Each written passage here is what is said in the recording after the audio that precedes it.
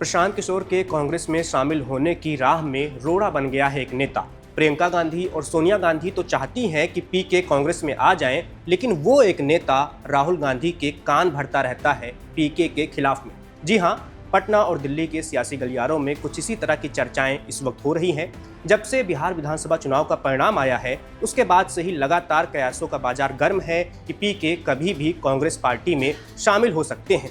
लेकिन अब जो खबर आ रही है कि एक नेताजी हैं जो केरल से आते हैं और राहुल गांधी के बेहद ही करीबी हैं, वो अक्सर राहुल की टीम के कान भरते रहते हैं कि पीके बीजेपी के एजेंट हैं और उन्हें कांग्रेस पार्टी में शामिल नहीं करना चाहिए। तो क्या है ये पूरी कहानी और पीके और कांग्रेस पार्टी का रिश्ता कैसा है, इसकी शुरुआत कब हुई थी, चलिए आपको सब कुछ बताते हैं। बता दें कि कांग्रेस पार्टी की नज़र में पीके पहली बार आए थे साल 2015 में, जब बिहार में विधानसभा का चुनाव हो रहा था। पीके महागठबंधन के लिए काम कर रहे थे, खासकर नीतीश कुमार और जेडीयू के लिए। उस वक्त महागठबंधन में जेडीयू थी, आरजेडी थी, कांग्रेस पार्टी थी, सभी बड़े दल थे विपक्ष के।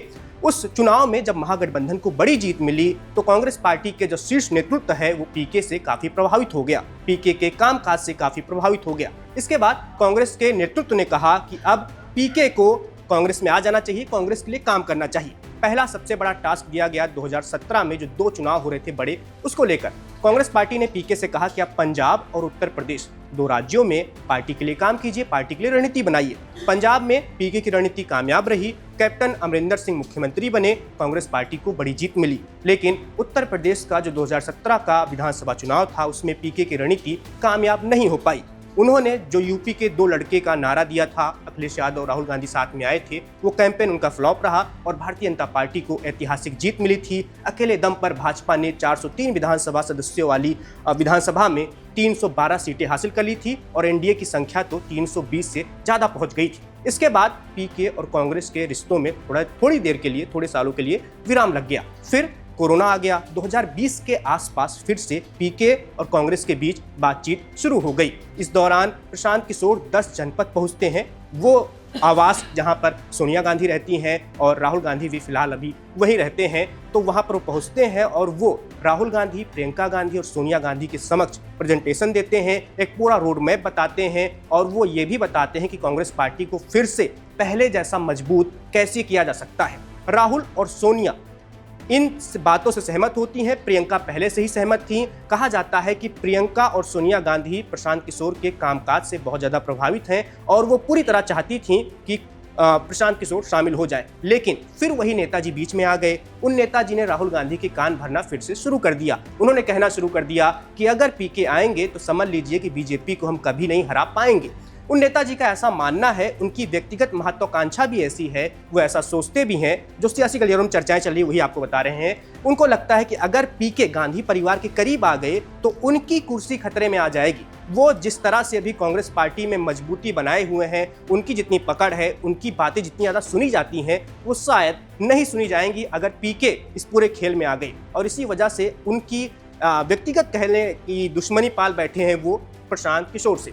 इसकी वजह से ही प्रशांत किशोर का 2020-22 के आसपास जो पीके कांग्रेस से बातचीत चल रही थी, वो अपने मुकाम तक नहीं पहुंच पाई और पीके फिर 2022 में पहुंच जाते हैं बिहार। वो सोचते हैं कि अब अपना कुछ करते हैं, अपनी एक पार्टी बनाते हैं। पहले वो पदयात्रा करना शुरू करते हैं। 2 साल बाद 2 अक्टूबर 2024 को वो जनसुराज पार्टी बना लेते हैं। फिर वो सोचते हैं कि चलो बिहार विधानसभा चुनाव लड़ते हैं, पूरी ताकत लगाते हैं, पूरा पैसा लगाते हैं, खूब मेहनत करते हैं, लेकिन कामयाबी नहीं मिलती। 2025 में जो बिहार का विधानसभा चुनाव परिणाम आता है, उसमें पीके की पार्टी को एक भी सीट हासिल नहीं होती, मात्र 3.5% के करीब वोट मिलते हैं। अब पीके को लगा कि देखिए, खुद के दम पर कुछ नहीं किया जा सकता। जब तक एक बड़ी पार्टी का संगठन आपके साथ नहीं रहेगा, कार्यकर्ता आपके साथ नहीं रहेंगे, एक विचारधारा आपके साथ नहीं जुड़ेगी, तब तक आप किसी भी चुनाव में कामयाबी हासिल नहीं कर पाएंगे। खासकर अगर चुनाव उत्तर भारत के हों तो, जहां पर जाति बहुत ज्यादा हावी रहती है। इसके बाद कांग्रेस पार्टी और पीके के बीच में बातचीत फिर से शुरू हो गई है। पिछले 1 महीने से लगातार बातचीत हो रही है।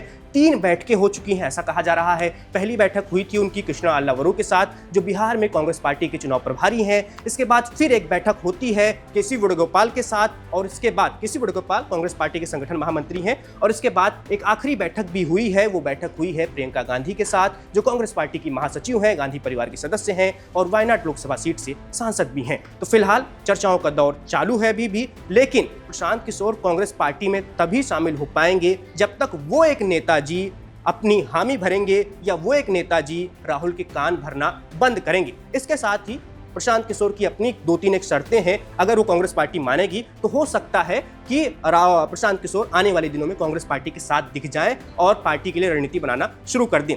प्रशांत किशोर की क्या शर्तें हैं वो भी आपको बता देते हैं। देखिए, पीके चाहते हैं कि उनके पास बहुत ज्यादा ताकत हो, बहुत ज्यादा अधिकार हो, क्योंकि उनका मानना है कि उत्तर भारत में कांग्रेस पार्टी को फिर से मजबूत करने की जरूरत है और एक बड़े स्तर पर ऑपरेशन करना होगा, सर्जरी करनी पड़ेगी, क्योंकि कांग्रेस पार्टी का उत्तर भारत में संगठन बहुत ज़्यादा कमजोर है। फिर चाहे आप यूपी ले लीजिए, आप बिहार ले लीजिए, जो बड़े राज्य हैं, यहाँ पर कांग्रेस पार्टी के जमीनी स्तर पर कार्यकर्ता नहीं है, संगठन नहीं है, जिला स्तर का संगठन नहीं है, ब्लॉक स्तर का संगठन नहीं है। तो पीके चाहते हैं कि वो सब फिर से खड़ा किया जाए, मजबूत किया जाए, लोगों को जोड़ा जाए। वो पुराने कांग्रेसी जो समय के साथ नाराज होकर चले गए दूसरी पार्टियों में, उनको फिर से वापस लाया जाए, उनको मनाया जाए और युवाओं को खासकर जोड़ा जाए। ये सब पीके करना चाहते हैं कांग्रेस के लिए, और इसके लिए वो चाहते हैं ज़्यादा अधिकार। वो चाहते हैं कि जो कांग्रेस अध्यक्ष हैं, मैं सीधे उनको रिपोर्ट करूंगा, बीच वालों से मेरा कोई वास्ता नहीं होगा। लेकिन जो ये बीच वाले हैं, उन्हीं बीच वालों में एक नेताजी बैठे हुए हैं जिनका मैं बार बार जिक्र कर रहा हूं, और उन्हीं नेताजी पर सब कुछ निर्भर करेगा कि पीके और कांग्रेस का साथ में भविष्य बन पाएगा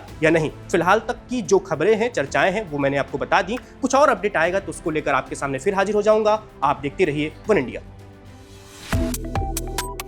Subscribe to One India and never miss an update. Download the One India app now.